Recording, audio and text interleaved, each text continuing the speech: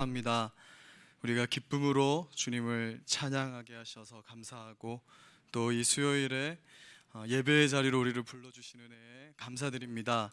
오늘 우리가 드리는 이 예배가 하나님 안에서 기쁨으로 드리는 예배가 되게 하여 주시고 또 이제 주시는 말씀을 받을 때 우리의 심령이 위로를 받고 또 새로워지고 주님을 더 알아가고 주님을 더 사랑하게 되는 그런 귀한 말씀의 시간 될 수 있도록 이 시간 함께하여 주시고 우리를 도와주시기를 간절히 기도합니다.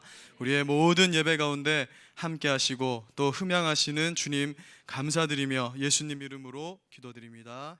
아멘. 오늘은 영적 즐거움을 갈망하라라는 제목으로 말씀 보겠는데요. 우리 시편 16편 9절에서 11절 한 목소리로 같이 한번 읽어 보겠습니다. 시작.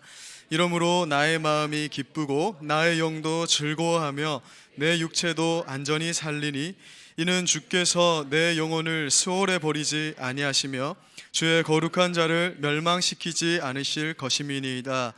주께서 생명의 길을 내게 보이시리니 주의 앞에는 충만한 기쁨이 있고 주의 오른쪽에는 영원한 즐거움이 있나이다. 아멘.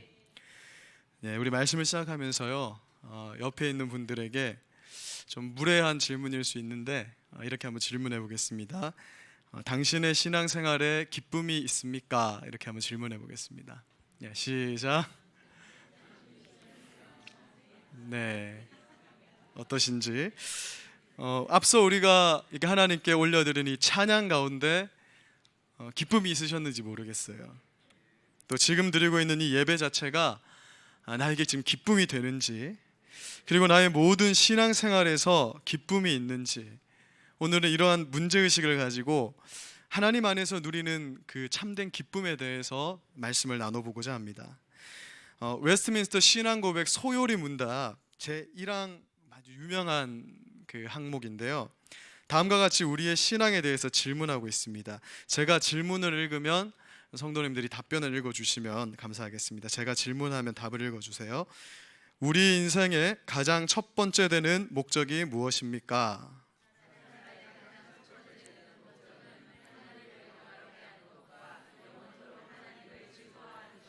네, 아멘. 네. 그러니까 신자들의 인생에서 가장 첫 번째 되는 목적, 우리가 사는 목적이 무엇인가, 그것에 대해서 이 소요리 문답이 첫 번째 질문으로 묻고 있는데요, 거기에 두 가지의 답변을 하고 있습니다. 첫 번째는 사람이 살아가는 목적은 하나님을 영화롭게, 그러니까 하나님께 영광 드리는 것.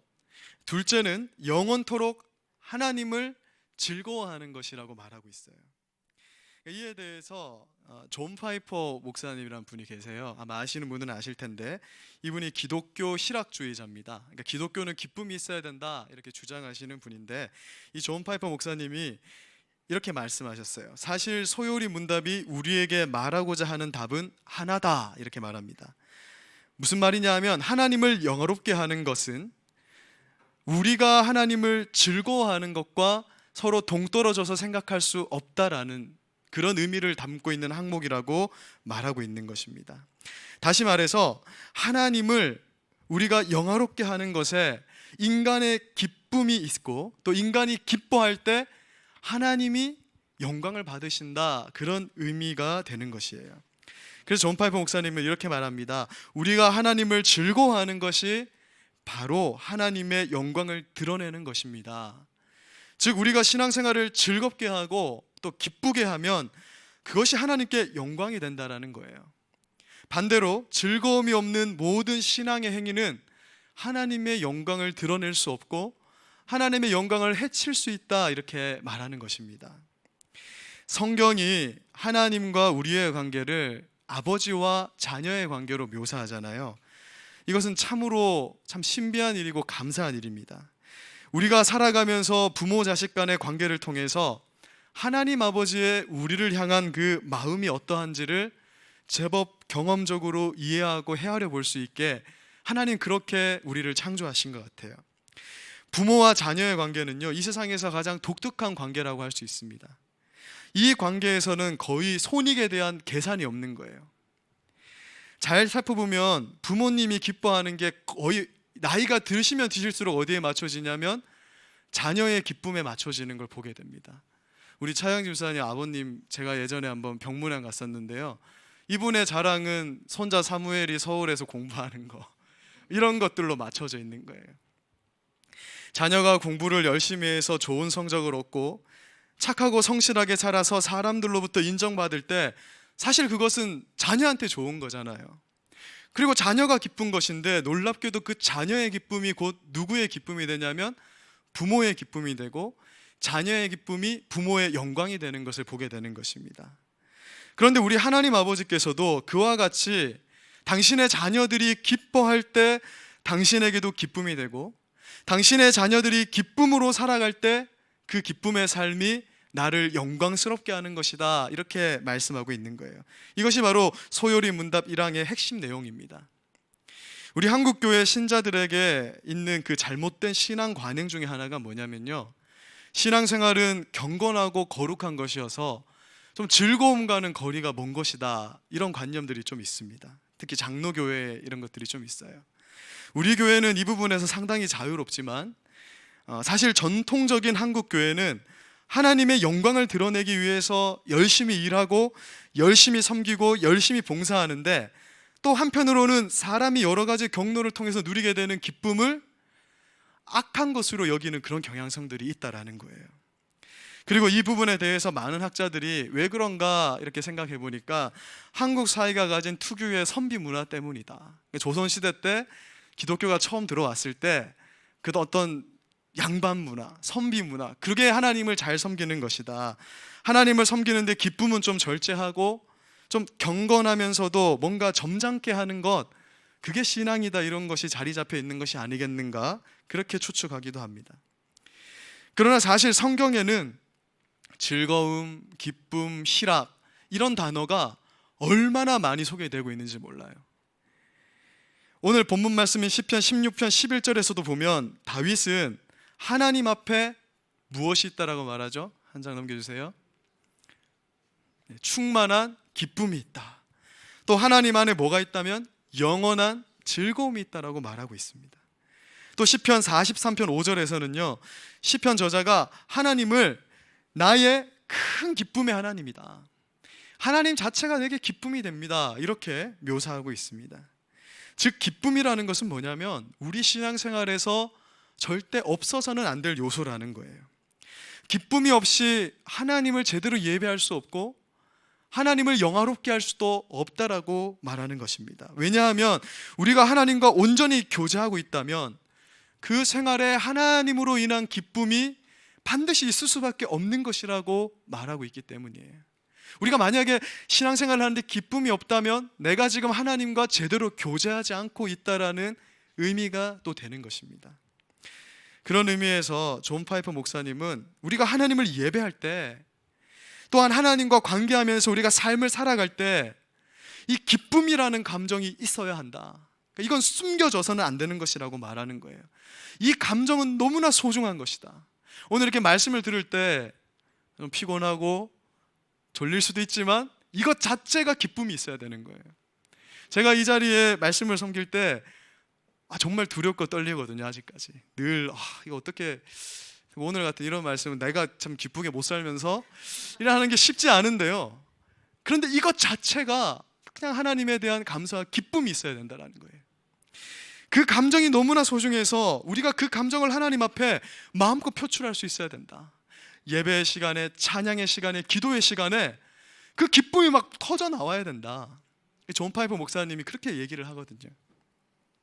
여러분, 사실 사람의 욕구는요, 즐거움을 추구하기 때문에 나타나는 현상입니다.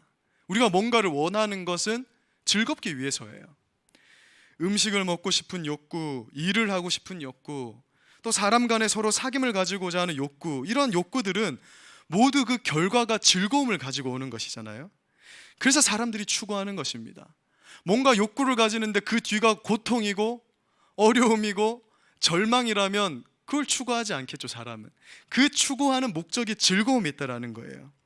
그런데 전통적으로 우리 기독교는 사람들이 즐거움을 얻기 위해서 가지는 이 욕구, 그리고 이 갈망들로 인해서 사람이 범죄하게 되기 때문에, 그렇죠, 우리가 가지는 그 욕구가 우리를 범죄로 이끌기 때문에 그 욕구의 갈망 자체를 죄악된 것으로 여겨왔습니다.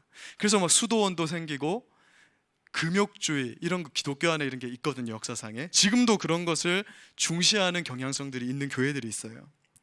그래서 예를 들면 우리가 이성을 사랑하고 싶은 욕구가 생기거든요, 청년의 때에. 그런데 그것 자체를 죄악된 것으로 여겨서 불편해할 수 있고, 기독교인들 중에서, 또는 그 당사자가 자신일 때 죄책감에 시달리게 돼요. 또 상대방일 때는 정죄감을 줄 수 있다는 것입니다. 이런 경향이 특히 선교단체에서 많이 나타나요. 아마 우리 집사님들, 권사님들 중에는 과거에 이런 생각 가지신 분들 분명 많이 계실 거예요. 그런데 사실 이것이 하나님 안에서 건강한 감정이 아니라는 것입니다. 사실 저도 말씀을 깊이 있게 연구하고 또 이렇게 하나님 마음을 알아가면서 이 섬기는 학생들이 이성적인 문제가 이렇게 소문이 가끔 들릴 때가 있잖아요. 누가 좀 만나더라. 그러면은 이제 저 안에 어떤 마음이 생기냐면 그 소문을 들을 때 정죄감부터 몰려오는 거예요. 이 제가 이제 잘못된 감정을 말하는 겁니다. 그걸 보면서 아니 저것들이 예수 믿으면서 청년의 때에 이게 막, 그래서 이제 참 민망한데요. 근데 그들을 사실은 어떻게 돼야 되냐면 이제 그들을 어떻게 하나님 안에서 성경적으로 그들을 어떻게 바르게 교제할 수 있는가를 도와주는 것, 그것이 앞서야 되는데 이 예전에 훈련됐던 그런 문화적인 이런 것들이 하나님께서 주신 그 욕구 자체를 부정하게 만들었다는 거예요. 성경은 그러한 욕구 자체가 죄악된 것이 아니다 이렇게 말씀하고 있습니다. 그러니까 이성을 사랑하는 욕구 자체는 하나님께서 인간에게 주신 선물이라고 말씀하고 있어요.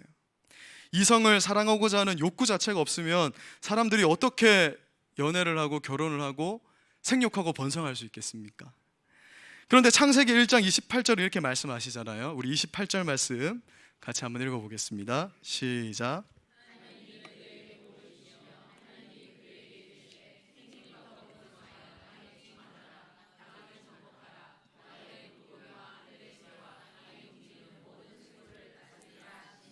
아멘. 여기서 생육하고 번성한다는 말이 인간의 성적 결합을 말씀하시는 거거든요. 인간이 성적으로 결합할 때 생육하고 번성하게 되는데, 따라서 왜곡되지 않은 그 성적 욕구, 이성을 향한 욕구는 건강한 것이고 하나님께서 주신 선물, 축복이라는 것입니다. 그런데 우리가 여기서 염두에 두어야 할 사실이 뭐냐면, 인간이 범죄하여서 타락한 본성을 가져서 지금 이 욕구가 변질되어 있다는 거예요. 지금 이 욕구가 병들어 있다는 것이 우리가 기억해야 되는, 염두에 두어야 되는 사실입니다. 그리고 이 변질된 욕구에 사탄은 끊임없이 거짓된 말로 사람들을 유혹하고 자극하는 거예요. 예를 들면 인간은 자신이 가진 이성을 향한 성적 욕구를 반드시 결혼 제도라는 틀 안에서 채워나가야 되거든요. 그것이 하나님의 말씀이 우리에게 정하신 바입니다. 그런데 사탄은 끊임없이 거짓말로 하나님께서 제정하신 법과 제도의 테두리 밖에서 그것을 채우도록 사람을 유혹하는 거예요. 그래서 성적 욕구를 음란물로 채우게 하거나, 또는 결혼제도 밖에서 아직 결혼하지 않았는데 성적 관계를 갖거나, 결혼한 부부가 있는데 간음을 하거나, 이런 것으로 사람들을 유혹하고 사람들을 거짓된 곳으로 이끌어 간다. 거기에 너희의 그 갈망을 채울 수 있다. 이렇게 거짓말을 한다는 것이죠. 그래서 이러한 경향성 때문에 오래전부터 기독교는 극단적으로 인간의 즐거움을 향한 그 욕구 자체를 죄악으로 여기는 그런 문화가 알게 모르게 퍼져 있어요. 그러나 사탄이 왜곡했다고 해서 인간이 하나님께서 주신 그 즐거움에 관한 그 욕구 자체를 거부해서는 안 된다는 것입니다. 왜냐하면 하나님은 당신의 자녀들이 기뻐할 때 영광 받으시는 분이라는 거예요. 우리가 슬프고 고통스럽게 막 이 신앙생활을 하고 삶을 살아가는데 하나님은 그걸 보면서 영광 받으실 수가 없다라는 거예요. 우리의 모든 신앙의 행위, 삶의 행위에서 하나님이 주시는 그 기쁨이 넘쳐나야 하나님에게도 영광이 된다, 그렇게 말씀하는 것입니다. 그래서 우리는 진짜 기쁨에 관한 욕구를 가져야 되는 거예요. 진짜 기쁨은 오직 하나님께서만 주실 수 있는 것입니다. 요한복음 7장 37절에서 38절은 말씀합니다. 인간이 목마른 문제를 해결할 수 있는 것은 생수의 근원 대신 예수 그리스도를 얻을 때에만 가능하다라는 거예요. 우리는 하나님께서 주시는 말씀의 법도 아래에서 진짜 기쁨을 누릴 수 있게 되는 것입니다. 앞서 예시로 전해드린 그 성적 기쁨으로 우리가 범위를 한번 좁혀본다면, 하나님께서 정해주신 결혼제도 아래에서 인간은 하나님께서 주시는 최상의 기쁨을 만끽할 수 있다는 거예요. 만약에 그것을 벗어나게 되면 인간은 허무하게 되고 허망하게 되고, 아무리 채워도 절대 그 갈망을 채울 수 없는 것. 하나님을 떠나서 누리는 인간의 기쁨은 모든 것이 헛된 것이고 사람을 절망과 타락과 멸망으로 이끌게 된다는 것을 말씀하고 있는 것입니다. 어떤 의미에서요, 우리의 욕구는 너무 작은 것에서 쉽게 채워지고 우리 또 만족하는 경향이 있어요. 무슨 말이냐면, 신자를 비롯해서 모든 인간들에게는 다 결핍에 대한 욕구가 있거든요. 그리고 욕구가 없는 사람이 없습니다. 제가 한 3달 만에 한 10kg가 빠졌거든요. 네. 천천히 빠져서 모르시는 분 많으신데, 한 10kg 빠지면 만족을 해야 되는데 더 빼야 돼. 그러니까 인간의 욕구라는 것은 이 채워질 수 없는 것이거든요. 그것을 이 세상에 유한하고도 미약한 것으로 우리가 자꾸 채우려 하는 경향이 있다는 것입니다. 그리고 쉽게 만족하는 거예요. 맛있는 음식을 먹고 좋은 옷을 사고 좋은 차를 타고 좋은 집을 사는 것으로 우리의 욕구를 그냥 나는 만족해, 더 이상 나는 갈망하는 것이 없어 하고 만족하면서 끝나버리는 경향이 있다는 것입니다. 그런데 그것은 어떤 것이냐면, 하나님이 그 영원한 기쁨, 그러니까 더 크고 우리가 상상할 수도 없는 기쁨이 있는데, 목이 마른데 막 모래를 입에 퍼넣으면서 나는 지금 갈증이 없다, 나는 이제 갈망이 없다, 이렇게 자기 세뇌를 하는 것처럼 어리석은 일과 같다라고 말하는 거예요. 인간이 줄 수 있는, 세상이 줄 수 있는 물은 아무리 마셔도 그 갈증을 해결할 수 없다. 결국 예수님을 우리가 그대로 받아들여야만 끝없이 솟아나오는 생명의 강과 같은 그 예수님이 우리의 그 갈망을 채워줄 수 있다라고 말하고 있는 것이 성경의 말씀이거든요. 우리 전도서 3장 11절 말씀을 같이 한번 읽어보겠습니다. 시작.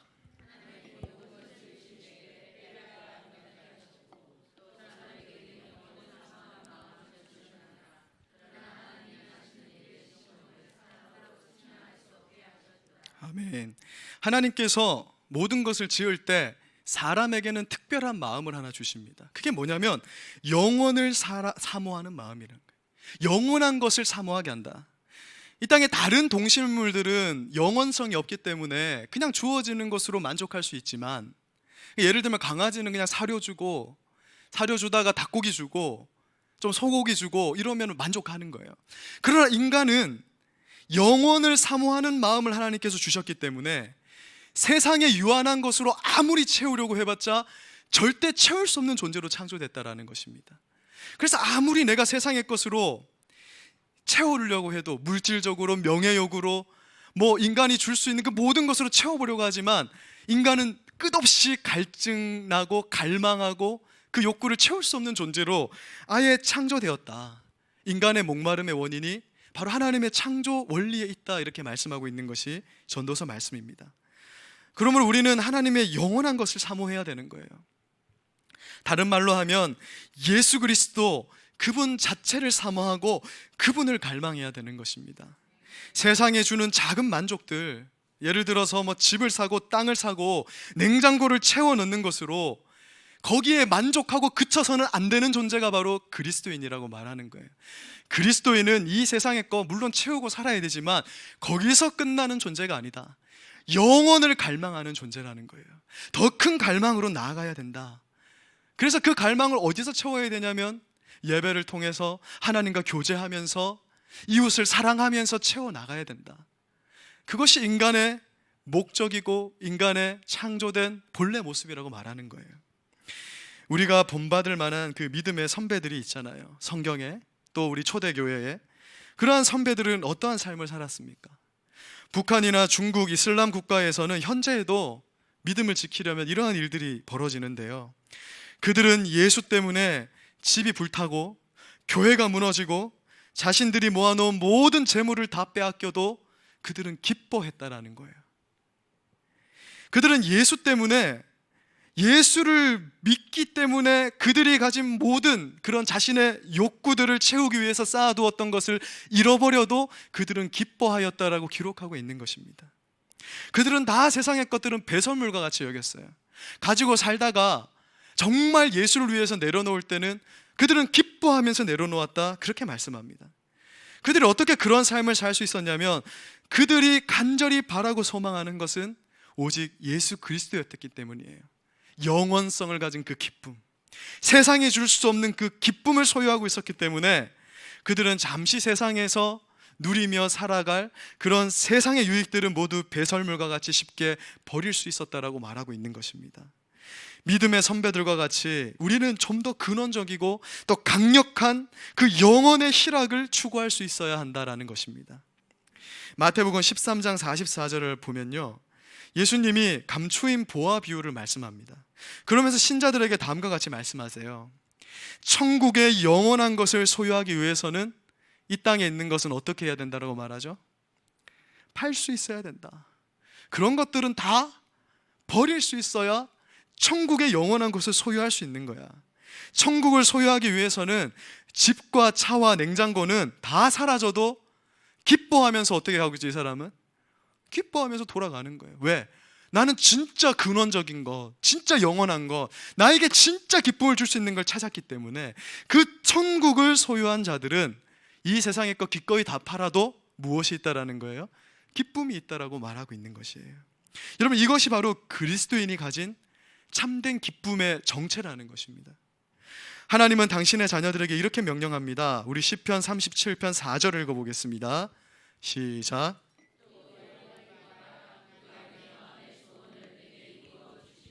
아멘. 하나님은 여호와를 기뻐하라, 이렇게 말씀합니다.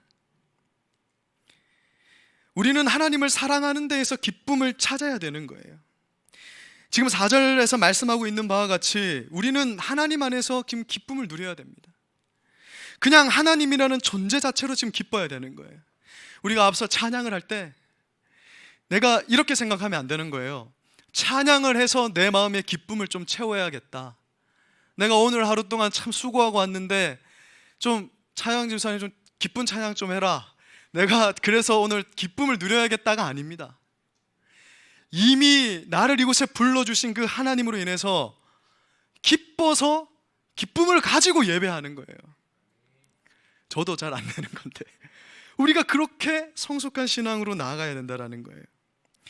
참으로 우리는 하나님 안에서 누리는 기쁨으로 우리의 신앙생활이 이 참된 기쁨으로 흘러 넘쳐야 되는 줄로 믿습니다. 여러분, 오늘 말씀의 핵심을 아시겠습니까? 사탄이 주는 거짓된 기쁨, 하나님 밖에서, 말씀 밖에서 누리는 기쁨을 갈망하며 인간의 욕구를 지금 자유롭게 누리라, 이런 의미가 아니에요. 그런 기쁨은 목이 마른데 모래를 집어삼키는 것 같이 우리를 더욱 목마르게 하는 것입니다. 우리는 전도서 3장 11절에서 말씀하는 것처럼 영원한 것에 대한 욕구를 가져야 돼요. 오늘도 우리는 하나님을 찾으러 나왔습니다. 그분을 더욱 원하고 그분으로 우리를 오늘도 채워나가야 되는 거예요. 하나님, 당신으로 채워달라고, 내 이 목마름, 내 이 갈증을 오늘 당신께 기도하고 말씀 듣고 찬양하고 이 예배 드리는 가운데 채워달라고 우리는 그 갈망을 호소해야 되는 거예요. 혹시 내 안에 해결되지 않는 갈망, 해소되지 않는 불만족이 있습니까? 세상의 것들로 그 갈망은 결코 해결할 수 없습니다. 우리는 하나님 한 분만을 원해야 돼요. 그때 하나님이 우리에게 영원한 기쁨, 온전한 기쁨을 맛보게 해주시는 것입니다. 그리고 이제 하나님 안에서 누리는 이 참된 기쁨을 가지고 우리 신자들은 하나님께 찬양을 드려야 하고요, 교회를 세워나가야 하고요, 봉사해야 하고요, 교회 청소도 그렇게 해야 되고요, 말씀을 들어야 하고요, 성도 간에 사랑하며 교제해야 하는 거예요. 이 모든 것에 하나님이 주시는 기쁨이 근원이 되어야 된다는 것입니다. 모든 신앙의 삶에서 우리는 하나님을 기뻐하는 마음으로 임해야 한다. 우리가 오늘 이 부분을 점검하고 있는 것입니다. 과연 우리는 하나님을 예배하고 하나님과 동행하면서 기쁨이 있느냐는 거죠. C.S. 루이스는 다음과 같이 말했습니다. 나는 당신에게 관심이 없지만 당신을 사랑합니다 라고 허풍을 떨면서 창조주 앞에 나온 자처럼 어리석고 무례한 피조물은 없을 것이다. 루이스가 말하는 것은 뭐냐면, 우리가 만약 하나님을 사실은 사랑하지 않는데, 당신을 사랑하지 않지만 나는 당신 보러 왔습니다, 나는 전혀 기쁘지 않는데 지금 당신을 섬기고 있습니다, 나는 전혀 기쁘지 않은데 지금 신앙생활하고 있습니다 라고 말하면서 하나님 앞에 나오는 것처럼 어리석고 무례한 것은 없다, 그렇게 말하고 있는 거예요. 사랑하는 여러분, 우리는 오늘 어떤 마음으로 이 예배의 자리에 나왔습니까? 하나님께 예배할 때 어떤 상급이 있을 걸 기대하고 나오셨습니까? 아니면 오늘 이 수요 예배 안 나가면 혹시 하나님의 화가 내게 임하지 않을까? 이런 두려운 마음으로 이 자리에 나오셨습니까? 하나님은 오늘도 호소하시는 거예요. 기쁨으로 나오기를 원한다. 우리에게 이미 베푸신 그 하나님의 은혜에 감격해서 일상생활 동안 하나님과 교제하는 그 감사와 기쁨을 그대로 가지고 와서 하나님을 뵙기 원한다. 우리 예배의 온전한 모습이며 하나님을 영화롭게 예배하는 모습이 바로 이러한 모습이라고 하나님 오늘도 호소하고 계신 거예요. 사랑하는 여러분, 하나님을 영화롭게 하는 것에 반드시 우리의 무엇이 오늘 동반되어야 된다고요? 기쁨이 동반되어야 되는 것입니다. 하나님과의 사랑의 교제 가운데에서 기쁨이 동반되어야 된다. 그래서 시편 16편 11절 말씀처럼, 이 다윗의 고백처럼요, 주의 앞에 충만한 기쁨이 있으니까 주님 앞에 나오는 것이고요, 주의 오른쪽에 영원한 즐거움이 있으니까 나는 주님께로, 주님 자체를 원합니다. 우리 모든 예배에 하나님을 향한 사랑과 기쁨으로 임해야 될 줄로 믿습니다. 우리가 처음 구원을 받으면 너무 기쁘잖아요. 우리 한가족반을 섬기시는 분들의 말을 들어보면 이분들은 뭔가 다른 기쁨이 있다라는 거죠. 우리가 처음 예수 믿었을, 저도 처음 예수님 믿었을 때 정말 좋았던 것 같아요. 그러니까 교회를 너무 가고 싶으니까 수요일, 금요일, 주일이 막 기다려지는 것이죠. 지금 좀 그래 봤으면 좋겠는데 막 그 목사님 말씀이 막 너무 사모가 되는 거예요. 막 노트에 막 제가 어릴 때부터 막 적어가면서 막 이렇게 그 감격과 기쁨이 있는데요, 참 안타까운 점은 너무나 많은 신자들이 그 구원의 감격, 그 첫 기쁨에만 머물러 있다라는 거예요. 만약에 어떤 청년이요, 꿈에 정말 그리는 이상형을 만난 거예요. 첫 만남을 가졌어요. 교제를 했어요. 근데 그 다음부터 데이트를 안 하는 거예요. 그럼 어떻게 되겠습니까? 그 관계는 그냥 깨지는 거죠. 좋아하는 사람을 만났으면 또 데이트도 하고 자꾸 만나서 결혼까지 가서 결혼의 즐거움, 그 사랑의 즐거움을 누려야 되는 거잖아요. 그 다음이 이어지지 않으면 아무 소용이 없는 것입니다. 이와 마찬가지로 우리의 신앙생활은 처음 구원받은 그 기쁨에 멈춰서는 안 되고요, 지속적으로 하나님과 교제하면서 기쁨을 누려야 되는 것입니다. 근데 어떻게 그것이 가능하냐면, 내 하나님께서 주신 이 갈망, 영혼을 사모하는 이 마음, 그래서 세상의 것으로 아무리 채워보려 해도 채워질 수 없는 이 갈망을 이용해서 오늘도 하나님을 사모하고 갈망해야 되는 거예요. 하나님, 오늘 나와 함께 해달라고, 내가 혼자 힘으로 할 수 없으니 성령님 나를 감싸주시고 동행해달라고, 나를 그 성령의 강물이 머리 위로 그냥 가득 차서 나를 그냥 기쁨의 강물로 그냥 넣어달라고, 그분을 갈망해야 되는 거예요. 그 영혼을 갈망할 때 그것이 가능하다 말씀하는 것입니다. 제가 끝으로요, 우리가 하나님과의 교제에서 오는 이 즐거움에 대해서 누가복음 19장 삭개오에 대한 말씀을 가지고 한번 더 깊이 이해하고 말씀을 마무리하도록 하겠습니다. 예수님은 뽕나무 위에서 예수님을 만나고자 간절히 원하는 삭개오에게 말씀하십니다. 삭개오가 예수님 너무 보고 싶어서, 원래는 이제 돌감람나무잖아요. 그 위에 올라가서 예수님이 이렇게 쳐다보고 있으니까 예수님이 그를 보면서 말씀합니다. 삭개오야, 속히 내려와라. 내가 오늘 너의 집에 유하여야겠다. 무슨 말이냐면 1박 2일 하고 가겠다. 지금 잠깐 만난 거, 눈 마주친 거 이걸로 끝나는 게 아니라 오늘 밤새서 얘기하고 교제해보자. 여러분, 삭개오가 예수님을 재웠겠습니까? 절대 저는 그렇다고 안 봐요. 이거 저녁 식사를 하고 밤새 예수님과 얘기하고, 예수님 피곤할 텐데 인간의 몸을 가지셨으니까, 그러나 그냥 예수님하고 교제하는 그 기쁨에 밤을 새웠을 거예요. 예수님과 삭개오의 만남은 그저 만남으로 끝나지 않고 친밀한 교제로 연결되었다라는 것입니다. 예수님께서는 그날 삭개오 집에 머물면서 사랑의 교제를 나눕니다. 삭개오는 단순히 예수님을 만난 기쁨을 누린 것이 아니었고, 예수님을 그의 집에 모셔드리고 아름다운 교제를 나누면서 더 깊은 기쁨을 누리게 됩니다.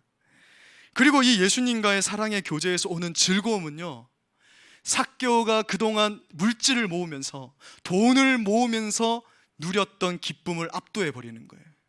이때까지 삭개오는 내가 돈을 많이 모으면 기쁠 수 있을 거라 생각하고 끊임없이 돈을 모았습니다. 그러나 그 갈증이 해결되지 않았거든요. 그런데 예수님을 만났을 때 자기가 그토록 입에 그 모래를 쳐넣는 것처럼 집어넣었던 그 물질의 욕구가, 그 갈증이 예수님을 만난 기쁨이 그것을 압도해 버리는 것을 보게 돼요. 그래서 주님과 친밀하게 교제하며 기쁨을 누린 삭개오의 입에서 이런 고백이 나오게 됩니다. 누가복음 19장 8절을 읽어보겠습니다. 시작.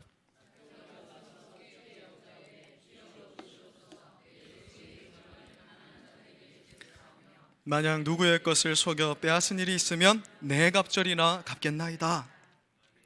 하나님과 함께함으로 누리게 되는 진정한 기쁨은 세상의 기쁨을 그냥 압도해서요, 그런 것은 아무것도 아닌 것이 되어버리는 거예요. 내가 가난한 자를 위해서 내 재산의 절반이라도 떼주겠습니다. 하나님 나라의 기쁨, 천국의 기쁨, 영원의 그 기쁨이 해소될 때 그에게 이런 반응이 나타나게 됐다라는 것이죠. 우리가 바로 이 삭개오의 기쁨으로 하나님을 예배해야 하고요, 또한 교회를 섬겨야 하고요, 우리의 이웃을 돌봐야 하는 것입니다. 이러한 기쁨의 헌신이 하나님을 영화롭게 한다 말씀하는 거예요. 이 삭개오와 같은 헌신이 하나님을 영광스럽게 하는 것입니다. 만약 우리가 율법적으로 기쁨도 없이 그저 어떤 상급을 바라고 의무적으로 하나님을 예배하고 또 이웃을 사랑한다면 그것은 참으로 비참한 일일 것입니다. 그것은 하나님과 아무런 상관없이 행하는 바리새인의 외식에 불과하기 때문에, 그것은 하나님의 나라에 도달할 수 있는 그 어떤 근거도 될 수 없는 것입니다. 그러나 하나님 안에서 참 기쁨 가운데 하나님을 예배하고 이웃을 사랑하며 섬기면 그 안에 세상이 줄 수 없는 참된 기쁨이 솟구쳐 올라오게 되는 것을 우리는 경험하게 될 것입니다. 그것은 영원히 목마르지 아니하는 충만한 기쁨, 세상이 주는 그런 제한적 기쁨이 아니라 하나님이 주는 영원한 영적 기쁨인 줄로 믿습니다. 말씀을 마무리하겠습니다. 오늘 말씀으로 우리가 우리의 모습을 한번 되돌아봤으면 좋겠습니다. 현재 우리는 신앙생활의 기쁨을 누리고 있습니까? 너무 과거의 일이 돼서, 처음 내가 예수 믿자고 누군가 전도받아서 믿었을 때 그 기쁨 너무 옛날 것이 되어버리지는 않았습니까? 만약 하나님을 예배하는 일에 기쁨이 없고 우리가 하는 모든 이 종교적 행위가 기쁨 없이 행해지고 있다면 오늘 하나님 그분 자체만을 갈망하는 그런 기도의 시간 되시기를 간절히 소망합니다. 나의 이 허무함, 불만족, 갈증을 놓고 이것을 채워달라고, 아까도 말씀드렸지만요, 내 채워질 수 없는 이 갈망을 사용해서 하나님께 매달리는 거예요. 야곱이 자기 이 환도뼈가 부러질 때까지 하나님과 씨름하면서 붙잡았던 것처럼 내 이 채워줄 수 없는 갈증을 오늘 해결해 주십시오. 그리고 오늘 밤 예수님 자체를 갈망하시는 그런 밤 되기를 간절히 소망합니다. 오늘 그분을 갈망하면서 기도할 때 예수님께서 우리를 다 만나주시고 채워주실 줄 믿습니다. 아멘. 우리 찬양 한 곡 드리고요, 같이 한번 기도하는 시간 가지겠습니다. 주께 가까이 날 이끄소서. 오늘 말씀 생각하면서 간절히 주님을 바라며 이 찬양 드리고요, 우리 같이 한번 기도하는 시간 가지겠습니다.